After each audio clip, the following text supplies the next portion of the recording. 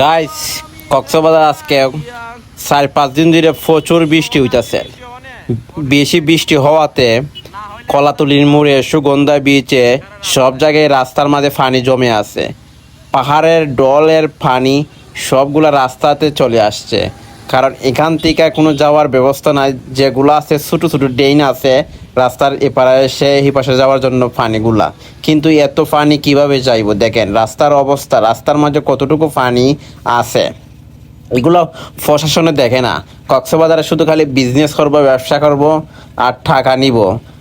পর্যটকরা আসলেই তাদের কাছ থেকে কীভাবে ভাড়া আদায় করব বেশি, কিভাবে রুম ভাড়া আদায় করব বেশি, কিন্তু রাস্তার দিয়ে এই বেহাল এগুলো দেখবে না। দেখেন রাস্তার মাঝে কি পর্যন্ত পানি, কিন্তু আজকে পর্যটকরা অসুবিধা হইতেছে রাস্তা পারাবার জন্য, কারণ এক পাশে পানি, এক পাশে কোনো পানি নাই। দেখেন কি অবস্থা। যদি আপনাদের কক্সবাজার এরকম থাকে, আপনারা যদি কক্সবাজার হলো পর্যটক এলাকা, আপনাদের পর্যটক এলাকা যদি এরকম রাস্তা থাকে, তাহলে মানুষ কিভাবে রাস্তা চলাফেরা করবে বৃষ্টির সময়? আর বৃষ্টির সময় তো বাসার থেকে বাইরে হয়ে যায় না। দেখেন রাস্তার মাঝে এগুলো যেগুলো পানি আছে এগুলো নোংরা পানি, যেমন পাহাড় দূষিতে মানুষের টয়লেট বেরলেট অনেক কিছু আবর্জনার থেকে ড্রেনের গুলো থেকে তারপরে রাস্তায় নেমে আসে। কিন্তু রাস্তার যদি আজকে ড্রেন থাকতো তাহলে সুন্দর মতো পানি চলে যেত। আর হয়তো এখন বৃষ্টির সিজন, আমরা খেয়াল করতে হবে না রাস্তার ড্রেন আছে কি না, রাস্তার পানি কি চলে যাবে বৃষ্টির সাথে সাথে, এগুলা দেখবেন না। দেখবেন রুম আজকে বাড়ানি যায়নি, কি হোটেলের খাবার নিয়ে বাড়ানি যায়নি, রিক্সাওয়ালার বাড়া যায়, সিএনজিওয়ালা বাড়া যায়, সব কিছুতে বাড়ানি যায়। এই দান্দায় আপনারা থাকেন, কিন্তু পানি, রাস্তার পানি কিভাবে সরবে সেটা আপনাদের দেখার বিষয় নাই।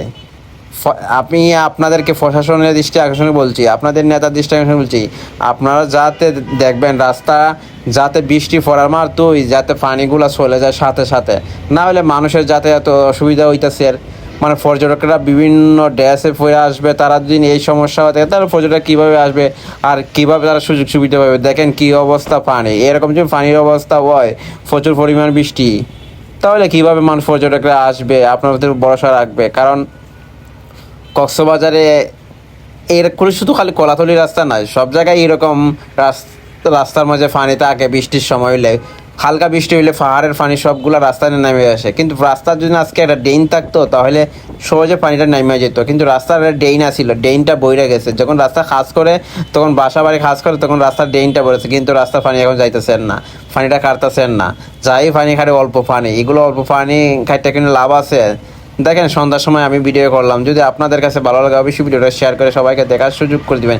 আর প্রশাসনের কাছে ফসাই দিবেন যাতে প্রশাসন এই বিষয়টা দেখেন কি অবস্থা আজকের পরিবেশে সন্ধ্যাবেলা। আর প্রচুর আর যে কয়দিন থাকবো বৃষ্টি তাও ঠিক নাই, যে পরিমাণে বৃষ্টি চলছে সব জায়গাতেই পানি। আবার চট্টগ্রামও পানি, শহরে পানি, একবার বুক পানি। যদি চট্টগ্রামে শহরে পানি যদি কক্সবাজারে চলে আসে তাহলে তো সমস্যা হবে মানুষের, কারণ এখানে এক পাশে রয়েছে সাগর। যদি সাগরের ঢেউ পানি চলে আসে এখানে তাহলে তো উপায় নাই, আর গাড়ি ঘোড়া চলতেও অসুবিধা হয়। দেখেন এক রাস্তার পানি আর এক পাশে রাস্তার মাঝে পানি না, এক পাশে রাস্তার মাঝে পানি, কি অবস্থা। আর যারা ব্যবসা করেন তাদেরকে তো সমস্যা নাই, তারা তো বিজনেস করতেছে নয়, সমস্যা কি তাদের?